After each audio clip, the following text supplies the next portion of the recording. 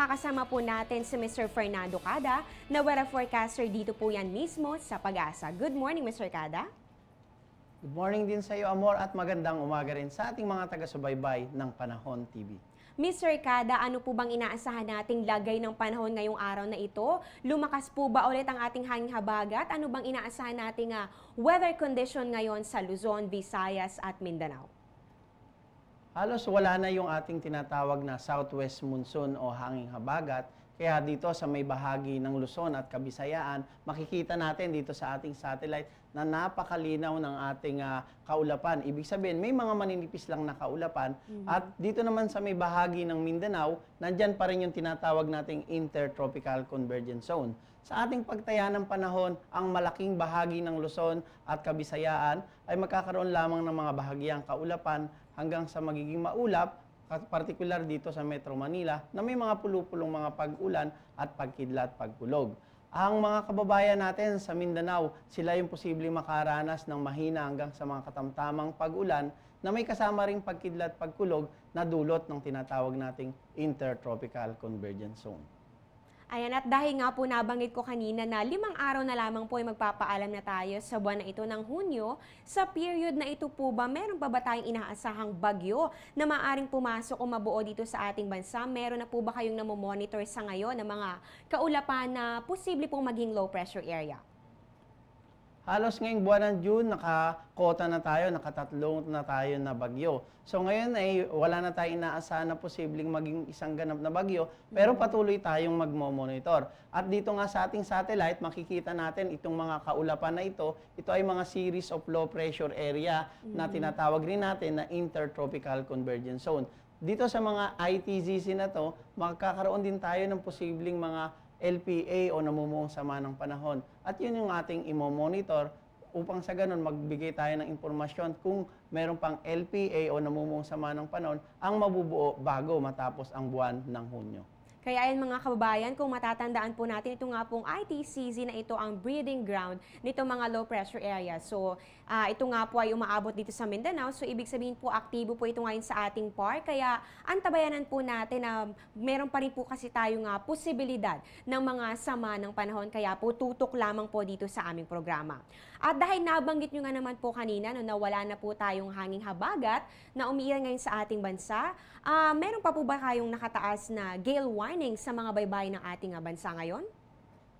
Good news po sa ating mga kababayan mangingisda at yung pong gumagamit ng maliliit na sasakyan pandagat. Halos wala na pong mga tayong nakataas na gale warning sa anumang bahagi ng ating bansa. Ibig sabihin po nito, yung mga baybaying dagat sa buong kapuluan ay safe na po o pwede nang maglayag dahil hindi na ganoon kataas ang mga pag-alon ng ating mga karagatan.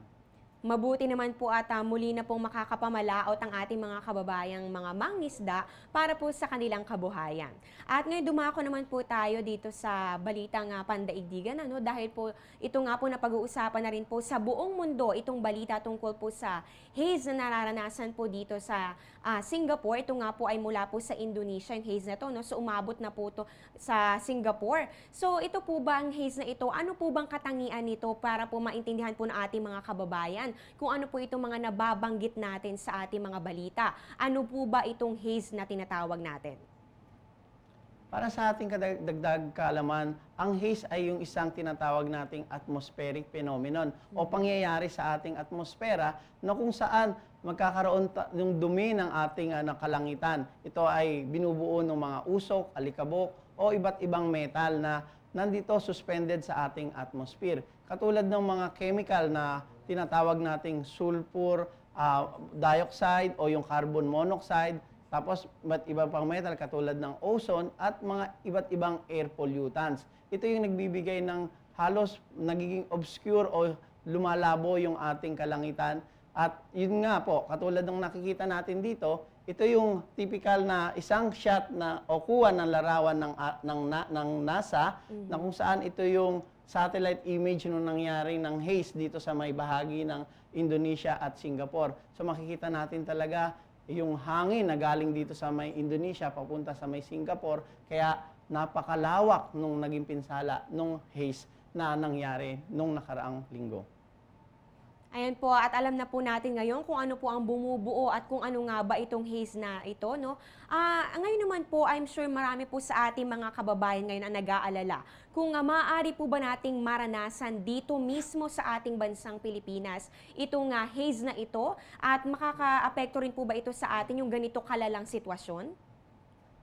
Dito sa Pilipinas, halos hindi naman tayo nagkakaroon ng malawakang na haze. At ang pangunahing nagiging dahilan talaga kung bakit tayo nagkakaroon ng haze ay yung pagsunog ng ating kagubatan. Katulad dito, ito yung parang siga na nararamdaman natin. Lalong-lalo na tayong typical na Pilipino sa probinsya, tayo ay nagsusunog tuwing umaga. So ito yung isang pinagmumulan ng haze. Pero kung malawakan ng pangyayaring magkakaroon ng haze, hindi pa natin yun na itatala sa kasaysayan ng Pilipinas. Meron man, ito ay dun sa mga area, particular sa mga metropolis, may mga haze doon na dulot ng usok ng traffic, ng mga sasakyan at ng pabrika. At magkaroon man tayo ng haze dito, hindi nga po pang malawakan, panandalian lamang at bahagyaring po talagang nawawala.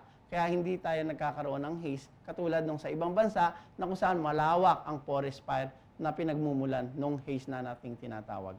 Ayan, marami na naman po tayong natutunan sa araw na ito. Maraming salamat po, Mr. Fernando Cada, no, sa inyo binahagi impormasyon tungkol sa lagay ng ating panahon. Thank you din sa iyo, Amor, at payo sa ating mga kababayan. Since ngayon, nagkaroon tayo ng bahagyang pagtigil ng mga pag-ulan na dulot ng southwest monsoon, makakaramdam tayo ng bahagyang pag-init ng ating temperatura. Kaya ang payo natin, magdala pa rin tayo ng mga payong dahil sa mainit ang sikat ng araw, lalong-lalo na yung mga kababayan natin sa Luzon at Kabisayan. Samantalang sa Mindanao, may mga pag-ulan tayo, kaya importante pa rin ang pananggalang sa ulan katulad ng payong dahil nga po may mga mahihinang pag-ulan, doon tayong mararamdaman sa may bahagi ng Mindanao. Natunghayan nga po natin si weather forecaster Fernando Cada.